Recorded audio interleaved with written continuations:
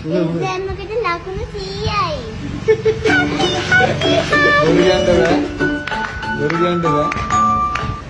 ඈ අද එක්සෑම් එකේ තිබ්බද? ගණන් වලට 30යි. සිංහල වලට 45යි. පරිසරයට 25යි.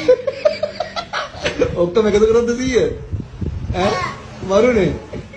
දාන්න පාක් ඈ.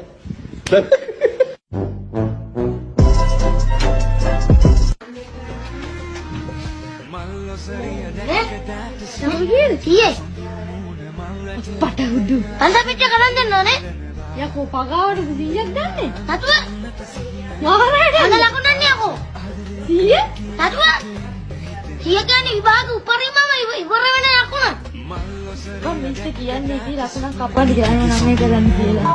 මල්වට අතර ආතර කැලුම්